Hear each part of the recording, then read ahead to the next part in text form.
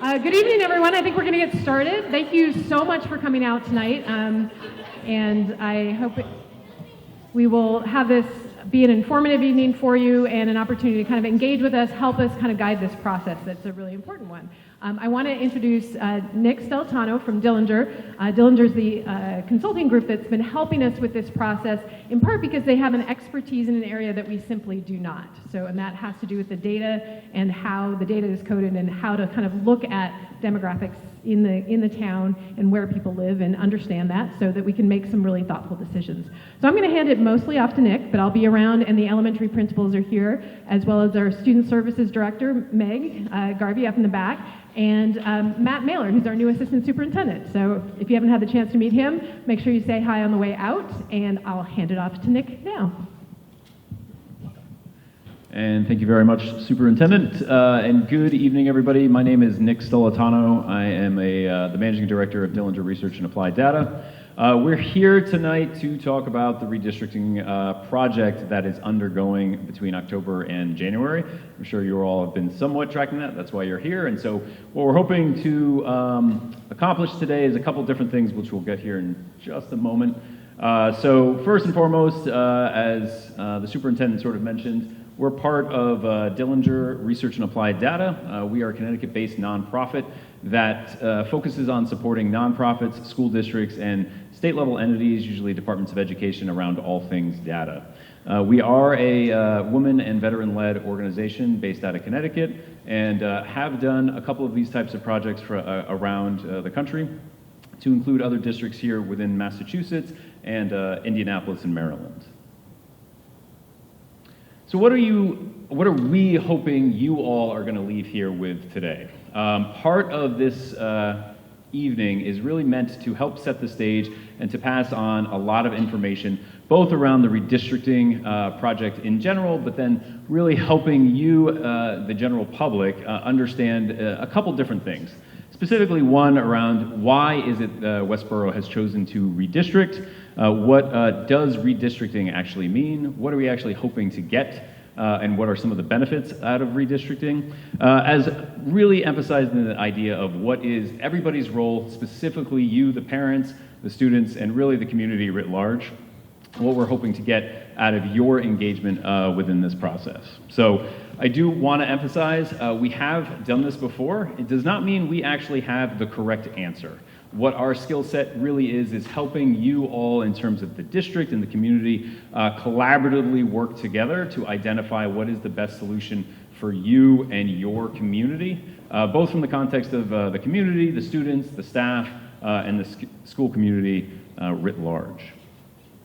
So the agenda for today, we're going to be quickly going over what is redistricting, why are we creating a redistricting plan, how will we develop the plan, who will be involved, when will the redistricting be finalized, and then finally, what factors are going to be playing out across a lot of the decisions that come into this process that is building out a redistricting plan. So what is a redistricting? Simply put, redistricting involves reorganizing current boundaries around schools so that you are able to accomplish specific goals established by the district. Currently, right now, for those that may not appreciate the fact that each school has a specific set of boundaries that dictate which kids then will be going into which schools. And ultimately, what we're trying to do is reorganize and rechange up those boundaries so that there is a new set of criteria around which kid will go to what school, or which student, I should say, will go to what school. It is very important to establish the fact that this redistricting project is only involving the K-3 elementary schools. There's only 3 of them: Armstrong, Fales, and Hastings. Beyond those 3 schools, the rest of the district will not have their boundaries changed. And I do want to just really emphasize that fact for anybody who may watch this later in the week or two. We are only talking a subset of the overall schools within Westborough. So why create a redistricting? There's a couple of reasons why a district might want to think about redistricting. In the case of Westborough, it really starts back in 2015 when we think about the idea of creating a new building for Fales. In 2015, that's when the sort of RFP, or the request for proposals, went out around a new design and a new building for Fales. Throughout that whole process and that capital improvement project of building out a new building, Within that sort of project is established this idea that once the building is built and once the school has moved into that new building, the district really does need to take a step back and reassess the boundaries. Because now what you're talking about is a new building with new resources, and you want to make sure that you're maximizing those resources that you've invested in. So in 2021, that's when the new building opened, that's when the new school moved into that building. A couple other key things happened around 2021, so it took a couple years to get us rolling, and then finally here in 2025 is when the district decided, okay, now is a natural time to take a step back and really ask the question, okay, are we set up for success when it comes to our boundaries? One sort of important point, when we think about, and I kind of briefly mentioned this, the benefits of redistricting, there's a couple, and you can kind of see them identified in the blue box on the bottom. Couple different things is really thinking about the resources that are at play here in the district. I know across the country there is a financial, we'll call it tension or crisis happening in the school districts, especially public schools, and so it's really important when we think about how we're maximizing the resources that are at play. So part of the redistricting effort, and really part of the benefit, is making sure that all of your resources are being used efficiently, they're maximized, and in the case of Westborough, you have an engaging new building, and you want to make sure that you're maximizing that building to its fullest extent when we think about the district as a whole. We also think about the efficient use of buildings, transportation of students to and across the district, as well as thinking from a financial standpoint, and really aligning on what does each school look like. I mean, ultimately, at the end of the day, Westborough, we're going to get to this in a minute, but Westborough is a diverse community, and you want each school to be extremely representative and really representing the entire community that is Westborough. And so part of this process is taking that nice step back and saying, okay, how can we really reset the boundaries so that we're establishing really representative schools from across Westborough? So how to develop a redistricting plan? As I had mentioned before, we just started this project back in mid-October. First two steps of the process was really, one, meeting with the schools committee, and two, starting to work with the district about collecting that sort of quantitative, hard numbers type of data so that we can start to use that data, map it out, and start to analyze. From there, we start to engage with a lot of the different stakeholders from around the district. That can include meeting with you all and making sure that we're pushing out surveys to parents, the rest of the broader community, engaging with the principals, engaging with staff, and really trying to get a basic understanding and a really contextualized understanding of Westborough in general. From there, we start to provide analyses around how things have been changing and how they will change across the district. And then we're looking to start to develop the possible models that we could leverage and utilize to sort of represent the new boundaries within the city, within the town. From there, we take those models, we're going to be engaging with you all again, engaging with the school committee, and getting feedback around what those potential scenarios do and don't do in terms of the context of what you're hoping to achieve. We collect feedback and then basically develop a finalized set of recommendations that will be brought to the school committee at the end of January. I do want to really emphasize that we, meaning Dillinger, do not make the final decision. It is really the school committee that is ultimately the final decision maker around which model we will go with and how that model will be implemented across the district. Again, ideal end state is that at the end of January is where we're going to be aiming to provide those set of recommendations to the school committee. All right, in terms of how to develop redistricting, I think it's just a really key and important point that when you think about redistricting involves a lot of unique pieces, a unique puzzle really across Westborough. You have the age, size of buildings, those locations of buildings, the natural sort of layout of Westborough, the housing within Westborough, the lanes, the challenges. Each city offers a unique challenge that are at play. And so it's just really important to note that there is no perfect solution when it comes to building out new boundaries. There are going to be trade-offs. And those trade-offs just have to be basically identified, discussed, and evaluated when it comes to each model that we build out. So part of the scenario iteration process is getting that feedback around what are we trading off and why, and is that worth, is the juice sort of worth the squeeze when it comes to some of these decisions. So an example could be, ultimately when we start to change around certain boundaries, that might affect the transportation time of certain students. I come from a rural district, and so we know that ultimately for us, a 40-minute bus ride is, not unheard of. I know for you all, because I've already talked with a couple people, that is not acceptable. And so when we think about those sort of busing routes, those are the types of things that are going to involve trade-offs when it comes to different decisions. All right, so who else is going to be involved? First and foremost, like I had mentioned before, the school committee is the final decision maker. We will be constantly engaging with them on a monthly basis to provide them updates on where we are, what are some of the decisions, what are some of the challenges. The municipal partners, part of our job right now is to engage with the city to better understand what type of developments are coming up in the pipeline, what type of issues we're seeing in terms of transportation, and really just trying to work with them about understanding over the next 5 to 10 years, what are some expectations when it comes to housing developments and multifamily housing. District leadership, again, they are an integral player, both from the context of the district and the school leadership, understanding the context of each school, various decisions around how we can engage with you all as parents and as the community in a meaningful and effective way. And so we are constantly meeting with them to help basically execute the project as we see it. District staff, ultimately at the end of the day, as we start to think through boundaries, we are going to be adjusting both how many youth are going to each school and then subsequently how many staff members will have to be reassigned. And so that is an important point and an acknowledgement as we sort of think through what this could look like. And then finally, students and families. One, it is really important that you all basically have a voice in this process and that what your concerns, your fears, and your hopes get elevated to the school committee.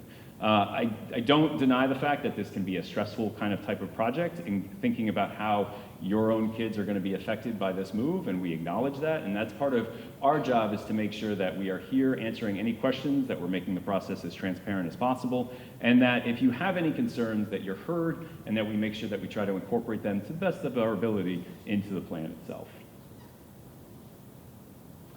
So one of the key pieces that's going to be helping facilitate this project is around what we're calling the strategic working group.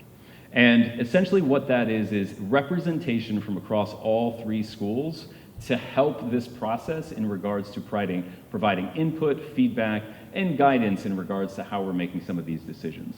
So like I said, it's representation from all 3 elementary schools, which includes the principals, parents, some staff members, as well as members from the district and the school committee as well. So it's really a robust working group to help inform how we're thinking about the communication, what we're saying, how we're saying it, and ultimately providing input around some of the scenarios that we had discussed. I do want to emphasize the strategic working group specific role is to serve as a collaborative, non-decision-making body. Okay, they will not be making the final decision. I'm going to always kind of bring this back. The school committee is going to be the final arbiter of who, or rather what type of scenario or decision is made in terms of the redistricting. All right, so when will the plan be finalized? Like I had mentioned before, this project did kick off back in October. In the grand scheme of the redistricting, this is a fairly quick project. It's planned to span across 4 months. Starting in October and ending in January. We are currently, I would say, again, just entering into the month of November, so we're really entering into finalizing all of the data that we need, getting input from stakeholders, and really starting to do the analysis and coming up with the initial drafts. Going into December is when we should expect to have some semblance of initial scenarios that we are going to be outreaching to the community and other folks to get input and feedback. As we move into January, that's when we can expect to have a finalized set of scenarios going into the January school committee meeting. All right, so I'm going to pause there for a second before we get into the meat of what are some factors. I do want to open it up because I know I kind of blew through, I think, a lot of logistics and administration of the project very quickly, so I do want to just pause and answer any questions folks may have around that before we get into some of the details around how and what is going to be affecting the redistricting project. Yes, ma'am. For the strategic working group, has that group already been assembled? Yes, the strategic working group has already been assembled through the input of the principals and the district as well. So I believe they had put out some requests for different folks to kind of take part in the process as well. Thank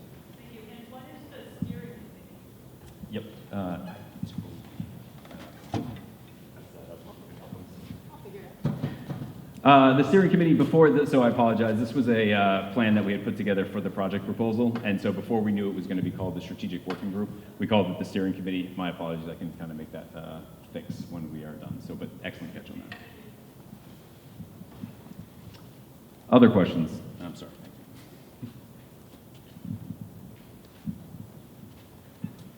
Okay, please interrupt me if you do have other questions. All right, so over the next couple slides, we're going to be detailing out what are some of the significant factors that are going to be affecting how and what the redistricting, sort of redistricting of boundaries is going to look like. So first and foremost, we want to start with the Fales Elementary School enrollment and boundaries. I think it's important to note Fales is the newest building, brand new in terms of how it's been constructed and all the resources that are at play. And as you can see here, using last year's data, school year 24-25, Fales has the lowest enrollment in comparison to the other two K-3 elementary schools.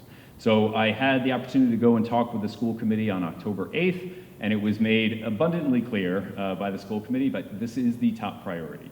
Right, at the end of the day, if you all invested in a very expensive new building, we want to make sure that your district is benefiting to the fullest extent possible that those new resources in that new building. And so as you can see, like I just said before, Fales Elementary School has the lowest enrollment. It has had the lowest enrollment. And going into this year, we are still seeing that trend persist with that being the lowest enrollment.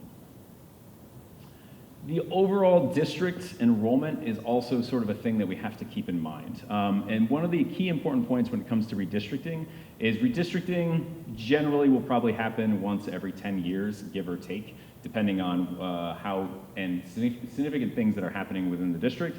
And so it's just important to note that as we think about how the redistricting plan is going to affect you all, it's also important to think through how it's going to look in 5 and 10 years.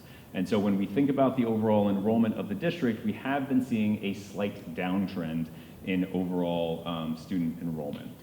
So just as a couple quick points, from 2021, right, K-3 enrollment has decreased by about 7%. Total enrollment has decreased by about 5.5%. And what's, I think, exciting is that your overall diversity has changed as well from that time. So you have a very, I would say, ever-changing enrollment base, and that's going to sort of play out in terms of where we think those populations are going to play out within Westborough. And those are some of the key factors and sort of key decisions that we have to sort of work through when we do these analyses to figure out, it might look one way now, but given what we know to be true, what's that going to look like in 5 or 10 years? In terms of other factors that are at play, Westborough is unique, or I would say unique in the context of some towns, around multifamily housing units.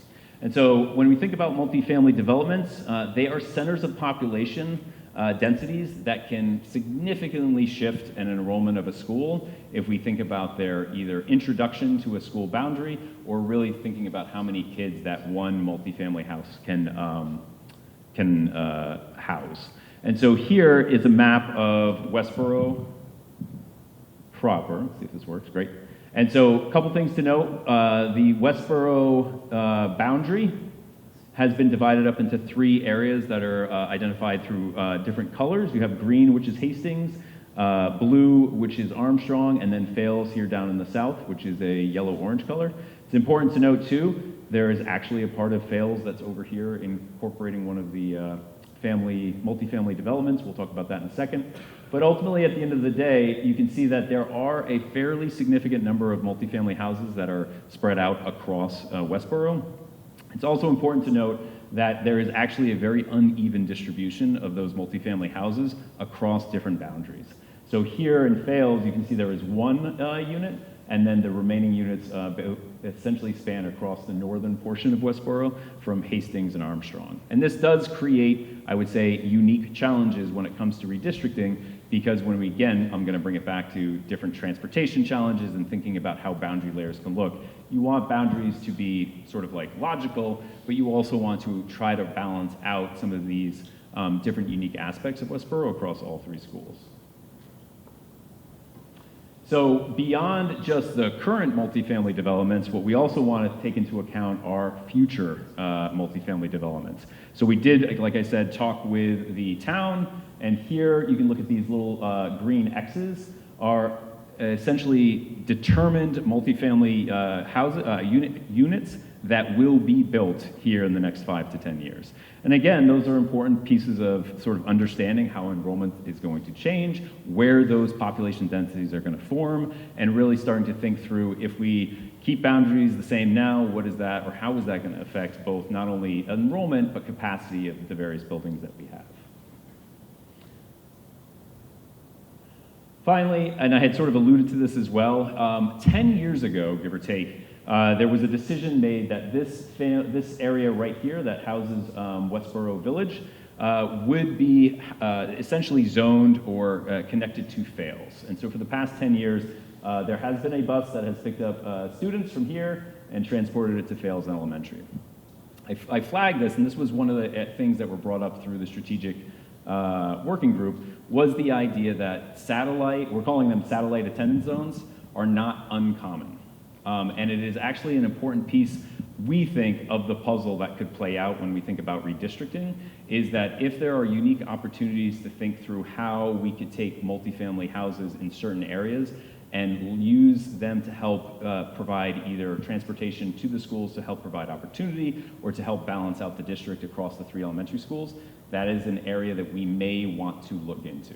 And that's, again, part of this iterative process is thinking about what are all of the potential options that are at the table for Westborough to sort of utilize and maximize, and think about what that could look like. So that leads us to the current elementary boundaries, right? So part of this conversation is always what is, and then ultimately how does that compare to what will be. So part of what we're hoping to ask for you all tonight, doesn't necessarily have to be now, and it's something that we're going to be pushing out to all 3 school communities as well as the Westborough broader population, is this idea of helping us inform what is it important to know about the current boundaries as they are currently constituted. We have 3 general questions that, again, you can take the opportunity to enter into the survey, which I'll talk through here in a second. But what we're asking folks to sort of chime in on, and I would love to have folks volunteer to talk about it now, is what are considerations around the current boundaries, what works and what doesn't work about the current boundaries, and then are there certain areas that are problematic? I have read some of the different reports that have been put out about the traffic circle and some of the roundabouts, and I know that is sort of a key component of thinking through transportation. And so I know that's the sort of center of Westborough, but I'm sure there are ultimately different aspects of how Westborough can play out in terms of different areas. So what we wanted to do, and I'll open it up to the floor because I do want to have folks chime in now, but is it okay if I... One of the things that our team has brought to the sort of the fold is an interactive web app. So one of the things that we could do is just ask questions around what parts of Westborough do you find problematic or challenging, but where that comes into play is then you have to explain to us in some meaningful way where it is that you're talking about. And then also a lot of folks, when we talk about thinking about scenarios, immediately want to know, is my house within that boundary? So one of the things that we did was create an interactive web app that anybody can interact with, both on your phone and on a computer. Hello, my name is Nick Stellitano. I'm the Managing Director of Dillinger Research and Applied Data. We are the consulting firm supporting the Westborough School District in their redistricting efforts. As we continue to collect input from the community, we were asked to make it so people could flag, review, or highlight various neighborhoods or areas within Westborough using an online map. To help facilitate this, we created the Westborough Community Input Mapping Tool. The tool utilizes ArcGIS online mapping portal to allow you to submit feedback on areas of interest that we should consider. We will use this tool to understand the challenges that currently exist and to collect feedback when we start to review scenarios. Here's how it works. When you first open up the tool, you will see a map of Westborough. There will be overlays showing various zones and/or scenarios. For now, you will see the current zones for all 3 K-3 elementary schools. Each elementary school boundary will be color-coded. To orient you, you have the map in the center of the screen. You will have the ability to draw areas of interest, and you will have the ability to search the map using the search functionality up on the top right-hand corner of the screen. To navigate, you can use the map tools to zoom in or zoom out or to search for a specific address. The search address function, again, is in the top right-hand corner of the screen. Once you've identified the area in question that you are interested in, and you want to highlight that zone as a particular area of interest, you will come to the bottom left-hand corner and click on the button, Draw an Area of Interest. This will now not allow you to change the view of the map, but will allow you to create an overlay that will be submitted to the Dillinger team. To create the overlay, you will need to click down on the mouse button separately to create the different boundary lines for the zone. The area that you are highlighting can be as complicated or as simple of a shape as you want. It's just important to appreciate that you do not click and drag, but separately click on each individual corner of the polygon that you're creating. Once you've created the zone that you're content with, simply double-click on the final button, and it will create and solidify the zone. Once you've created that area, you can then come over to the left-hand side and create a description. This description will be tied to the area that you created and will provide us with context around what or why you found this area to be of interest. So for example, you could put the area needs to be considered for inclusion of a particular zone or a particular elementary school. Once you've made all of the notes, you will then press the submit button and that area will then disappear off your map. You won't get a copy of your results, but we will get a copy. Your submission is anonymous and you can submit as many areas of interest as you wish. Thank you very much for watching this tutorial. If you should have any questions or concerns, please feel free to email me at nstellitano, that's NSTELLITANO at dillingerrad.org. Thank you. Nice part about this is it's anonymous, so feel free to please provide as much as you want. You can enter in as many times as you want, so if you feel that there are many points that you think we need to know about, please do so. And it's basically all gets aggregated on our side, and in other projects, we've gotten 200-300 different polygon-shaped pieces of information that we've compiled and analyzed, and it really helps us understand, again, what's that specific context within your town. And this will come out very importantly, and we'll be using these again when it comes to our scenarios, because sometimes when we think about different scenario options, people will flag, hey, there is a one-way street, or there are different things that are happening around this area, and it's just a really helpful way for us to engage with you all. So I invite anybody and everybody to please take some time. Again, it doesn't have to be tonight. We have the Bitly account on the bottom. We have the thing that you can use your phone to snap, and then the link will be provided as well. We're going to come back to this in a second, but just to sort of finish this up, and then we'll come back to the questions. So when we think about resources, there is now a district website that will be housing all of this information, both to include any presentations that we give to the public, any presentations that we give to the school committee or the strategic working group, any surveys that we put out, and any scenarios that we hope to publish will be available. I do also want to emphasize here at the bottom, questions and concerns. I am available via email, and so if you have questions, concerns, thoughts, or just want to sort of get a better understanding of what's happening, I invite anybody and everybody to email me and ask as many questions as you'd like. My email is up there. It's also in the video for the interactive map, and it's also on the website as well. So I'm available for any questions that may be had. So I do want to bring us back. That is the presentation for this evening, but part of this, again, like we had talked about before, is getting your all's input in regards to what exactly are some of the considerations when we think about the current boundaries, or if you just have questions in terms of process or the overall project in general. So again, I open up the floor to anybody who would like. Yes, ma'am.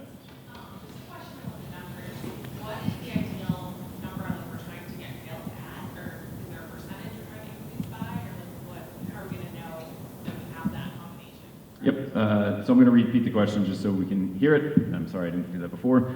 So the question is how do we know, or what is the right number when it comes to Fales Elementary School? And I will say it depends. And I know that's not the greatest answer, but here are some of the factors that are at play. When we think about Fales in terms of its new building and its new resources, I would say the capacity, so part of when we think about the buildings, the capacity, which is how many kids can the school actually maintain, I would say in a very effective and efficient way, plays into it, right? So there are some ideal metrics around 80% of capacity, 85% is usually an ideal threshold in terms of where you want to aim for. In terms of Westborough, in terms of the total enrollment, in terms of the total capacity across all 3 schools, you know, we won't have to worry about abutting up against 80, 85%. So we do have the space. That is sort of a good news. Part of the challenge when we think about it is really thinking about not only Fales, but the other 2 schools, right? Interestingly, when we think about education in general over the past 30 years, education has now started to look and feel drastically differently. When we think about the number of staff that are hired, when we think about the types of classrooms, think about how we set up the classrooms, all looks very different. And so Fales is uniquely set up now because it was designed specifically with that in mind. Some of the older buildings could potentially have some challenges when it was designed 20 or 30 years ago and might look a little bit different. There's been examples where I've dealt with middle schools that were originally designed as elementary schools, right? So you have smaller hallways, you have smaller classrooms, and those all sort of play into it. So when we think about, I'm not going to say like 345 is the number, but I would say, you know, relatively speaking, we're looking to make sure that Fales is representative across the district when it comes to the other 2 K-3 schools. And I would say a really important piece is what the district is going to look like in 5 to 10 years, right? So I'm not saying this is going to happen, but we could say, well, Fales needs to start a little bit under enrolled because we know there's developments that are going to be coming into their district. As you saw, that wasn't the case, so that's probably not going to happen, but that's an example. So I think part of the idea is, as we think about some of these scenarios, again, it comes back to the trade-offs. What are the most important aspects of what we're trying to accomplish within the district, and how does that play out across all other areas? Excellent question. Yes, sir. So you said 85% capacity. Is that your utilization ratio? Yes. So sorry, the question, when I said 85% capacity, the gentleman said, is that utilization ratio? And so yes, so if, for instance, you have a school that can house 100 kids at its max, ideally, what we've seen in Massachusetts has put out some numbers, 80 to 90% is kind of where you want to be. And so that would be 80 to 90 kids would be housed at that school at any given time. So what's the distribution now between the 3 schools in terms of utilization? That is a great question. I can tell you Fales is currently at about 50% utilization, and to give you 2 outliers, Fales is at 50%, and I believe Armstrong is about 73, 74%. So there is a wide gap between current capacities. And what's the utilization for the entire district? Man, these are good questions. Sorry, this was, what's the utilization of the entire district? No, this is a great question. Again, we have not looked at what the utilization of the other districts, schools are, but we can get you that information and we'll publish it. It's a great question. So that was a good one. I would just clarify, I don't think Fales is at 50%. I think we're closer to, I don't know, 60 or 70%. Because we're maxed out is 400, and we're under 300 right now, so I don't know if we're... Okay, so sorry, I have the principal of Fales. Full transparency, we are trying to nail down the capacity numbers, and so that number is in flux. I can tell you, given where we are, Fales is under capacity at the moment. Yeah, I would think it was 50%. Yeah. I can clarify one thing. Please. We have one thing that's interesting. We're dealing with 2 different sets of numbers. The numbers that are the design enrollment numbers. So those are what the architects originally intended for the schools. Because the schools are built in very different eras, they look kind of different. And so trying to calibrate across those is tricky. In addition, the town has building occupancy numbers that are very, very different than the educational model. So we may be able to jam a lot of kids in there, but it wouldn't be feasible to actually run a school in that way. So we're just trying to find exactly the right way to determine what capacity should really look like. And we're in the process of doing that right now, and as soon as we do it, I'm happy to share it out. Thank you. Yes, ma'am. What sort of resources would then follow those students into the different schools? So the question was, what type of resources would follow kids into the different schools? So I would say there are 2 types of resources, and I'm going to lean on the district here to help me with this if I sort of misstep. But generally speaking, talking about non-staffing related resources. So when we think about, I'm going to pick on 2 schools, right? Hastings versus Fales. I know Hastings, I believe, is in the process of thinking about designing a new playground and thinking about its current status in terms of its buildings, whereas Fales is a little bit of a newer institution. So generally speaking, you're talking about newer non-personnel resources when it comes to that type of. So it's sometimes not necessarily moving those, but really maximizing the current resources that are at Fales for kids that maybe are in other schools. When it comes to staffing, in terms of the district, usually most districts will reorganize based on student population and the number of class sizes. So when we think about student need, whether it's special education or IEPs, and we're thinking about class sizes or the number of classes, you will have during every budget season that sort of reallocation of staff to make sure that they're within the guidelines established by the school committee around student-teacher ratios, meeting those IEPs, special education requirements, et cetera. Anything else I missed? I think there are a couple other things as well. When we think about technology, other kinds of educational resources. If any move we make, we're going to need to make sure we're distributing things that go with the kids, right? So a lot of those resources are really student-bound. We want to make sure our ratios. We did some work last year, honestly, to sort of balance out class size across the district, which was a little skewed before that. And we want to continue to do that work to make sure that kids throughout the district are getting a kind of similar experience, a similar package of goods and services from the Westborough schools. So.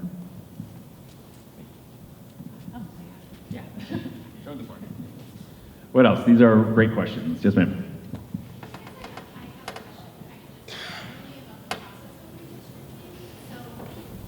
When I think about, selfishly, I don't have a third grader at Armstrong this year. When I think about kids being redistricted, is there ever a world in which there's like a slow rollout for like new children? Or like I think about my third grader who would have gone to second grade at Armstrong, third grade at Fales, and fourth grade at Millpond, and even 3 different schools in 3 years. I don't know the process of redistricting well enough to know, like, is that ever a consideration where kids who are already in or would have had those school changes stay in, and then, new kindergartners are redistricted, or how that works? So yes, excellent question, and I'm glad somebody finally brought this up because I think this is always an important piece. One issue around one reason why we have these community engagements is the question was specifically around what does implementation of the plan look like, and has there been any sort of discussion or opportunity to think about, as you mentioned, slow rolling, I'll say grandfathering. There's a couple different ways in which you can think about executing the plan as you move through. I'm not going to lie, there are probably 2 huge drivers that kind of come into this. One, if anybody can guess, is money, right? Anytime you basically slow roll or grandfather in different kids across different schools, transportation then becomes not a nightmare per se, but a very real cost to the district. For those that aren't tracking in terms of district costs nowadays, transportation is usually a huge driver, both from maintenance, gas, and financial planning, especially when you're thinking about having to now duplicate runs based across different schools. Now, that being said, so that is one. 2, I would say, too, it has to do a lot with, in many ways, those critical years. And so I can tell you right now, usually depending on how the district's set up, that 5th grade, elementary to middle school transition, middle school to high school transition, usually are very key aspects that parents are deathly afraid of touching. And so it's unique in this context that we're talking about K to 3, and I respect the fact that you just talked about how your kid's going to be going through 3 different years of schools. So part of this process, part of engaging you all and part of engaging the strategic working group is to talk about what is feasible, what could implementation look like, and how does that sort of play out. I will say the current timeline, and I do want to stress the current timeline, as has been established in the project and the RFP, is that the implementation of this plan will be next year. So that's the SY 26-27 school year. From there, again, anything can be discussed and sort of bandied about. I know in my last district when we were working, there were some last minute decisions that were made when it came to implementation, and so it's just always a part of the story. I do want to emphasize, and what's really important, and I know this, I'm being very not fair. I'm on my local school board. I moved when my kid was in 1st grade to a different school, so I will just say this, knowing that it's very challenging, we have to take into account what is happening now versus the long term. And so there are certain decisions that need to be made agnostic to how many kids are going to be affected, just knowing that the greater good of the district and the overall organization and the financial stability is going to be key. Does that answer your question? I know that is a sensitive question, which I'm completely empathetic about. Did you want to? Okay. Other questions? We'll go this first, and sorry, ma'am. And Say one thing. I'm sorry, but there are a lot of large families in Westborough. I know I'm not the only one. And for example, she just brought up having someone who's going to be going into their final year at their school. I also have a kid who just started, child who just started kindergarten. And so I think you have the same level of, okay, A, I want my third grader going into third grader to finish out where he is, right? But then I think about my kindergartner who just obviously came from a teeny tiny little preschool or daycare or whatever, having just gotten comfortable there. And I feel like there's multiple pieces of that, which is one, like, okay, maybe they say my oldest can stay because this is the first year of it.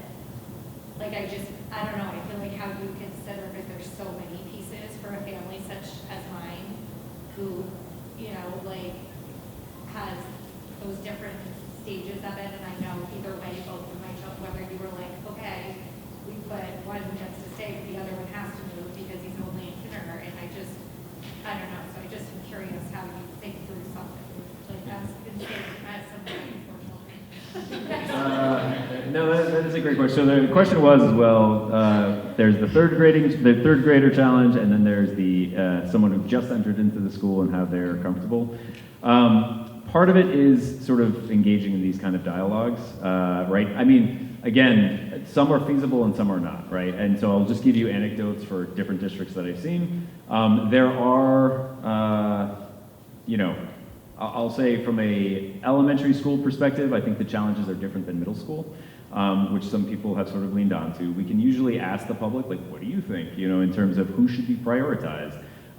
Generally speaking, in this context, not that I assume I know what you all answer, because that's why we're going to ask, but generally what I've seen is people can relate to the third grader more than they can relate to the kindergarten kid. And so it's like, you've been there, you're the old hat, you know, so if we had to prioritize somebody, that would be prioritized. Then there's the brother and sister combo that we have to think about, so what does that look like? And again, I don't want to be so utilitarian about it, but like, it comes down to money. And at the end of the day, sometimes districts do have the ability to kind of support that, others don't. You could look at it. So part of the challenge in this regard, because you're I think hitting the nail on the head. You have kindergarten, first, and second graders. They are the group that's going to be affected. Current third graders, they're gone. They're like, we don't care. New kindergarten folks are like, we're not going to be affected because we're just going to be joined in. So that's technically a 3-year implementation cycle if you really wanted to hold it out that long. That is a long time. And so I will I can tell you right off the bat, my recommendation to the district right now would be not to go 3-year. So you're going to address that sort of challenge, but to your point, you know, how can we manage it in terms of where we think some of the kids are, in terms of, you know, who they are, where they're struggling. I think part of the important piece too, and which is one of the key things around the strategic working group, is thinking about like what part of it is coming up with a plan to what it's going to look like. Part of it is also coming up with what can be done to help support the kids. Right, I think there are a lot, and part of the reason why in the strategic working group we wanted to have a diverse set of folks was because we need to start also thinking about, when we come to that January meeting, okay, we know X number of kids are going to be affected. Here's what we would recommend in terms of thinking about what can happen now during this year, what can happen over the summer, how can we create family support groups, how can we start to introduce kids to their new buildings, how do we start to connect those connections before the school even starts. And those are definitely doable, possible, and really recommended when it comes to thinking about that and how that would work. Is that it? Please. I think where Dillinger leaves off is where we have to pick up as a district around exactly those sorts of things. And those are things we're kind of always thinking about anyway in terms of the transition from 3 different elementary schools into one big 4 to 6 school. So for us, it's a matter of thinking about some of those same things. How do you help kids get used to a new place, meet new friends, and get integrated into a new school community? And it would be doing that at a different level. And you know, we've got such fantastic staff across the district. We have fantastic leadership in all 3 schools. So I'm very confident that that part I know we know what to do for that and how to make that work. I also am really appreciative of the parent groups here, and I think they have a huge role to play in that too, just really welcoming kids with open arms from across the district, whatever the scenario is. So. Thank you. So let me grab her first, and I'll come right back to you. So, understanding that the primary objective is obviously balancing out numbers, and that we need to do it in a way that works for transportation, what are the other factors that you're taking into those numbers beyond transportation? Like, are we looking at diversity from an ethnicity perspective? Are we looking at diversity from an economic perspective? Or is it literally, it's numbers and how to get there? Yeah, so the question is when we think about some of the factors that are at play here in terms of the redistricting, what beyond just get Fales more kids is at play? And that was part of the reason why we did kind of cover some of those things. I would say the diversity and sort of the representation of each school, right? We ideally, at the end of the day, want each school to be representative of the entire district, both, as you had mentioned, from an ethnicity and race perspective, but also from a socioeconomic perspective as well. We are also interested in thinking about transportation and thinking about what that looks like, as well as, and I'll sort of just tweak kind of what you said a little bit. We want to make sure that Fales gets more kids, yes, from a simplistic standpoint. We want to make sure that the numbers make sense, I would say, based on the building context. And so when we think about Hastings and Armstrong and Fales, I would say arguably each can house comfortably a different set of kids. And so part of what we're doing when we're engaging with the principals is to find what is that number and how can we get to that number in a meaningful, I would say, and a not totally disruptive way. Does that answer your question? Excellent. Yes, ma'am. My question sort of plays off of that. Like, I guess decides, I assume that the models will all have different priority bubbles, and sort of when it comes to the vote, like who will be deciding, I know it's a school committee, but like what the priority is, essentially. Like this model is a little more of a socioeconomic, and this is more of a little academic diversity, this is a little more this, like, who, I know final say, but how is that process going to look like getting our... Yeah, your feedback. So I think that works in a couple different ways. As we start to develop the different scenarios, I think sometimes what we do, because it's illustrative, is to say, okay, if we wanted to minimize transportation, what would that look like? And if we wanted to absolutely equalize all schools, what would that look like? And then that creates sort of a boundary in which we can then operate so that we can kind of appreciate, okay, if we're thinking about what we're trading off to accomplish X, then what's the best that we could do in that arena so that we can kind of have a benchmark or a ruler in which to say, are we giving up a lot or a little in terms of really achieving what we're trying to accomplish? So yeah, part of those initial scenarios would be just, again, illustrative scenarios to help provide those context pieces, and then we start to provide a couple different other scenarios. Like you had said, we'll be pushing out to the community, like we'll give you an interactive map just like this with a couple scenarios, say, knock yourself out, tell us what you think. But then we're also going to go to the school committee and say, okay, here's some scenarios, here's what we heard, here's how we think it plays out, and here's what, ultimately we will have a recommendation in terms of what we think it is, but it will not be here's the only one, take it or leave it, it'll probably be 3, and it'll be, here's what we recommend and why, and here are 2 others that are sort of different in the context of what we've accomplished, but here are the trade-offs. And we'll hear that from the school committee too in terms of what they're hearing from you all in terms of what our is. I think, we're not looking at kind of a wholesale take it all and put it in the shaker kind of scenario with this project, in part because there are things that happen right now. Kids walk to school from different places. There's a sense of neighborhood in our schools to a degree. And we want to try and maintain some of those sorts of feelings that come with the school, but we also have this other balance thing that we need to sort of figure out too. We also have a kind of split between satellite multifamily housing and single family housing, and that's an interesting factor because sometimes with multifamily housing that's rental, we see more turnover. So trying to figure out how to factor that in so we have balanced enrollment that's stable across our schools as much as possible, and every school is feeling representative of the community as a whole. I think we are looking for that, but we're also looking to do it in a respectful way where we're not kind of making decisions that are going to upset the entire order of how people are used to seeing their school experience, if that makes sense. Is the planning board aligned to that leadership group that you, I think, highlighted on one of your first 3 slides? So, sorry, you're saying, was the school committee aligned to the strategic working group? My question was, is the town planning board Oh. aligned or part of the decision with the leadership committee? So the consultants, I'll say, we've been working with the planning department, which does the permitting. So it's less about sort of the planning board, from my understanding, does a lot of long range, trying to think about strategically growing the town in different ways. We're really working with the staff side, so the people who are managing permits and things that are real live projects, because those are the things most likely to hit in the next 3 to 5 years. There are other stories that have popped up in the news about developments that are in proposal. We would need a little more information about the speed of that. We're kind of tracking that, but until it becomes more concrete, it's hard to factor it in, I would say. That's why I was asking, Yeah. just for short or midterm Right. housing development or housing expansion in general, how that has affected how the members of those boards play a role as a leadership team. Yeah, I think just to emphasize that and to sort of explain the planning board that you were talking about, they are helping us inform the idea of, okay, what is this going to look like in 5-10 years? I do want to emphasize, and it may seem like I'm overemphasizing this point, but I've been burned by this before, the school committee is who makes the final decision. And that's just a really important aspect from a legal perspective on who is responsible for it. But yeah, no, we are in constant communication with the town and the district around these decisions.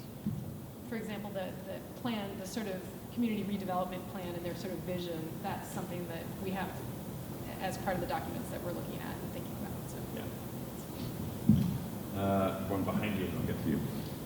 So, I guess my first second question, why are we doing this so fast if we're looking to make a decision by January when there's clearly a lot of developments that are up for proposal that are really going to affect 2 out of the 3 schools? What's that impact going to be? We don't know, because we don't know how long it'll take to get those buildings out. We don't know the type of residents that will be in those buildings. And so we're looking to make a decision in 4 months of something that's going to affect us for 5-10 years. Yeah, so you have another question? No, that was. Okay, so it's a great question. Part of it was, why are we speeding to January when there are a couple different developments up at play? So I would say there's 2 things. There is a world where we get to January and be like, oh my God, there's so many unknowns that ultimately could play out that we would recommend maybe delay or whatever the case may be. I think what also kind of plays out too is some of the scenarios could really sort of, I would say, balance out enrollment to where we could basically say we feel comfortable with, even if 2 or 3 other developments came into play, this school could manage that. And maybe that's something we even adjust accordingly to say we are balancing out enrollments in this way to account for potential new developments. But I don't think any of those developments are slated in like the Fales district. I think most of it is within the Hastings. Oh no, yeah, you're totally right. Exactly. Right. So that's another reason why we made, and again, I'm just hypothetically here, but to your point, overstack Fales a little to understaff some of the other schools to account for some of that variation. I think part of the interesting piece too that we're looking into, just so you appreciate, some of these multifamily units you would think are, oh, there's tons of kids that move in, but given some historical documentation actually suggests that the overall yield, if you will, of how many kids come from that multifamily is not as much as you would think. So we're trying to look at that too and try to understand trend-wise what that looks like. I will say completely what you said though, absolutely, it's one of those things where if by January we get to the point we're not feeling good about it, because there are so many questions, that is something we will highlight to the school committee as a potential thing to consider and think about. Yeah, and I just see it as problematic to rush such a decision in 4 months. You're clearly not going to get a lot of voices from parents in one meeting.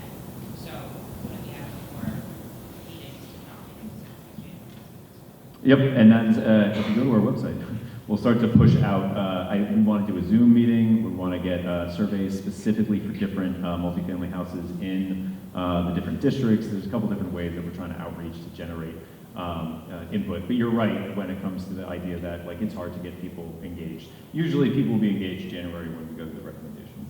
That's where it's going to happen. You had a question? Okay, yeah. I was thinking as that satellite development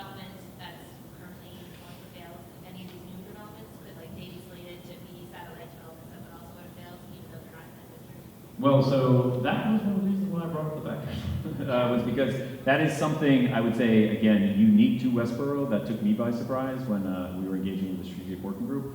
I would say that is potentially on the table, that we will be looking into and analyzing and getting feedback around. Because I think that is sort of an important point to think about.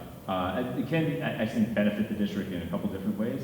To the superintendent's point, though, we have to be extremely careful in terms of thinking about our current multifamily houses within walking distance, and that's going to be a big criteria. I'm going to find it hard to believe that we are going to try to say, you could walk to this school, but we're going to bus you away over there.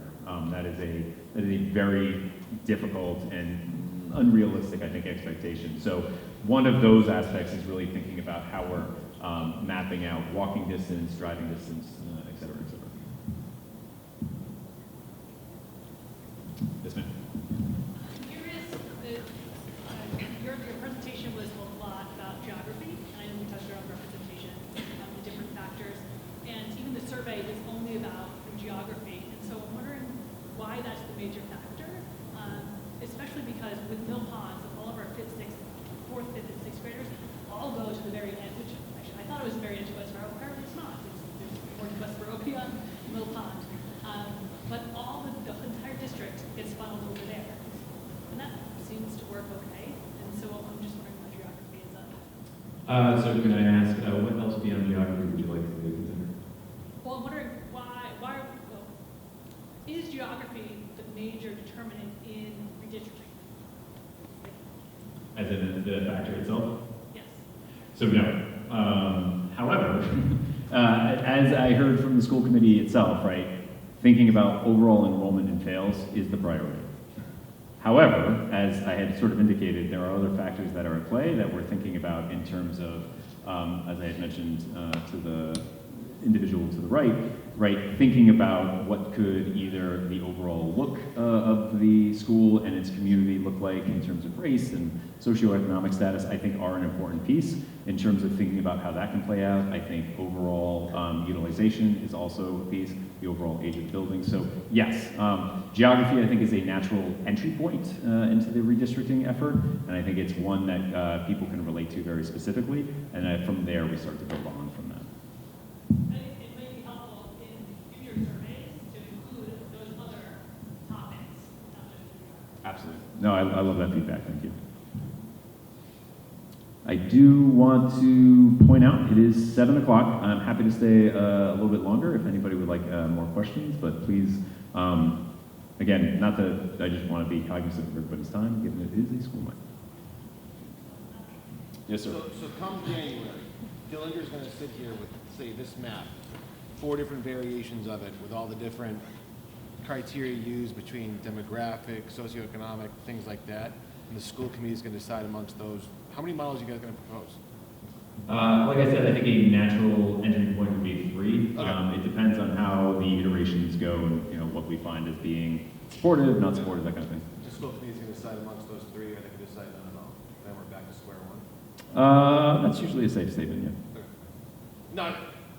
No, I got it. It's okay. I'm not taking it as an insult. Sorry, it's not yet. You might like all 3. I don't know. I was about to cry. But it's fine. No, the gentleman was just basically identifying, right, we are trying to get to a state where the 3, and I think part of this is on us, right? Like, how do we iterate through scenarios so that they're realistic, they're supportive, they make sense?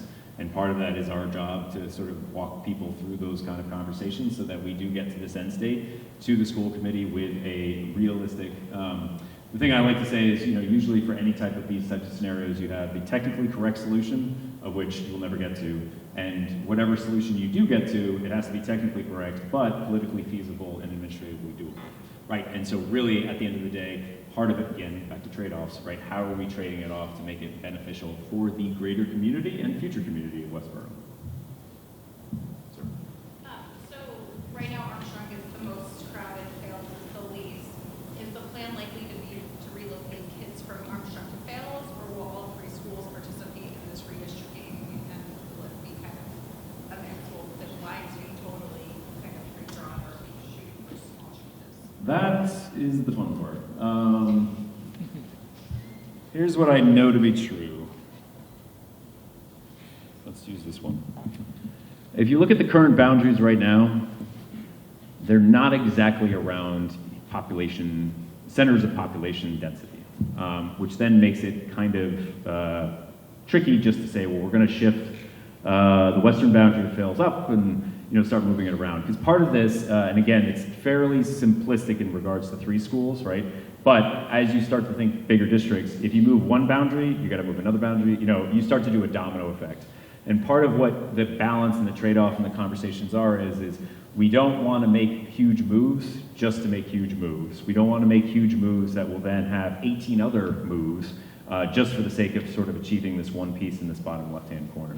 So part of why we had brought up the idea of satellite attendance zones is for that very reason of, does it provide us with an opportunity to maximize student movement by minimizing, I would say, boundary moves itself. That is, again, an option. I'm not saying it's something we're going to do, but we are trying to balance the how do you minimize the disruptions but maximize the benefit and really help emphasize or really establish a foundation for Westborough going forward, not only this year, but the next 10 years.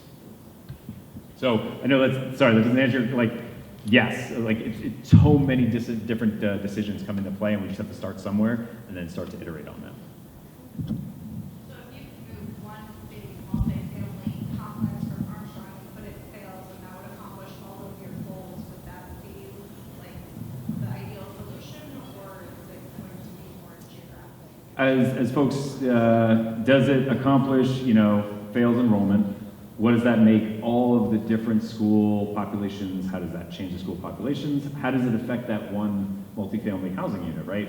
At the end of the day, too, we want to be careful not to say, hey, you're going to bear the burden of this whole redistricting. Good luck, right? We don't want to do that either. And so, yeah, it is a very mildly complicated process. I'll give you an example in Andover.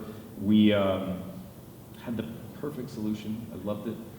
It was such a good design, except the design required this small population of kids to walk not from the closest school but to the other school, and it required them to cross railroad tracks and a river with no sidewalk.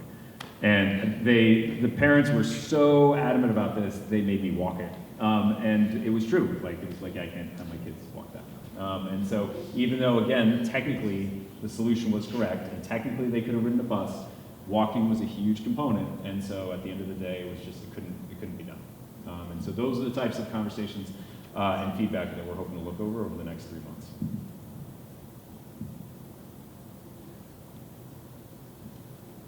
Anything else? All right. I do want to thank everybody who came out tonight. I do want to thank anybody who's watching this on recording. Like I said before, online, all of the materials will be posted. I do encourage both folks here and folks who are watching to please take part in the survey. Please email if you have questions. And again, this process is specifically involving you all, and that's one of the reasons why we want to hear your voice as we move forward through this. So again, thank you all very much. I'm going to pass it off to the superintendent to take us home. And we are, to your point, this is a fast timeline. We designed this sort of thinking a little bit about budget, thinking about the sort of cycle of the school year, but we want to be mindful of what we hear in the community, what we hear from feedback, and that's going to inform the school committee decision over time. We are planning to have one Zoom meeting to hopefully pull folks in for whom coming live and in person is not really an option. And at some point, we'd really like to have a meeting at Fales, just for folks who maybe haven't been in that building to see that building, because I think that's an important piece too. Thank you all for coming out tonight, and if you have individual sort of thoughts, comments, or questions, Nick provided his email address, but of course you can email me. I'm very, very happy to hear from you about what your thoughts are about the process, and we'll take it from there. So thank you.